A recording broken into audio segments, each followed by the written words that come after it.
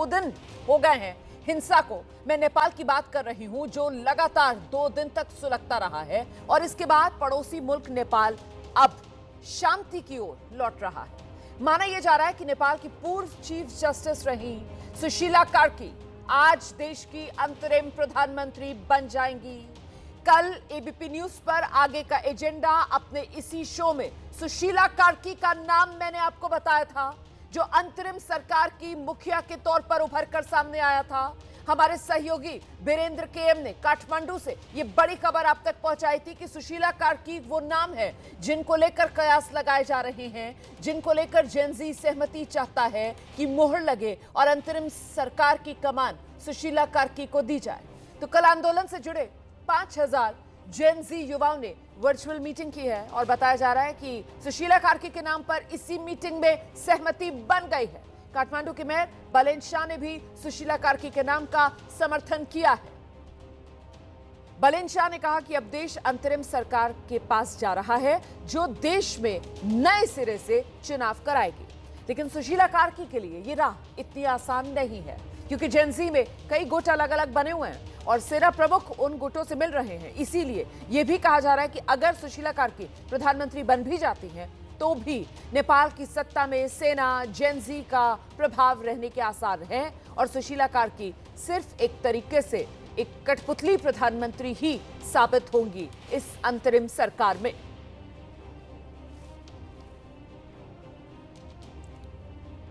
तो ये जो कयास लग रहे हैं, इसके पीछे की कुछ वजह भी हैं और वो वजह जानना जरूरी हो जाता है।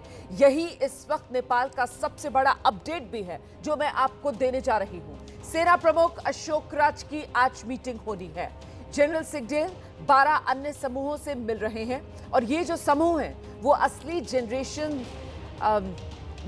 जी होने का दावा कर रहे हैं। इनमें राजशाही समर्थक और अन्य समूह शामिल हैं। इन समूह की तरफ से कुछ और नाम भी सामने आए हैं, यानी जो नेपाल में क्रांति के नाम पर जेन जी आगे आया वो अब आपसी खींचतान में फंसता दिख रहा है।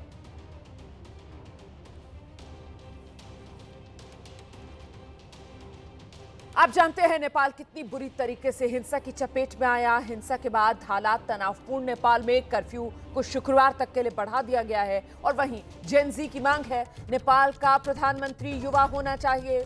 सुशीला कार्की के नाम पर जेनजी के भीतर से कुछ अलग अलग राय निकलकर सामने आ रही है, वो आपको सुनाते हैं।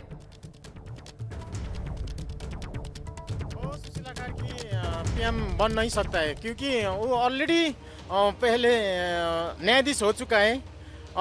उसका बहुत कांडहरू है, वो विवाद है सुशीला कार्की, इसलिए सुशीला कार्की सक्षम नहीं है। हम जनता यही चाहता है, सुशीला कार्की नहीं चाहता है।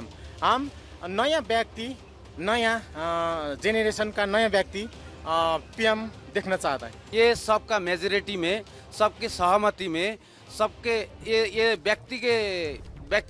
व्यक्ति विशेष के अभी कोई बात नहीं है। ये बात क्या है तो सब लोग मिलकर एक व्यक्ति को चुनना है, प्रक्रिया में जाना है। एजेंडा क्या है, एजेंडा अच्छा बनाना है। व्यक्ति अच्छा से कोई नहीं होगा। अंतरिम सरकार का ये है कि देश का रक्षा करना है, संविधान और निर्वाचन करना है।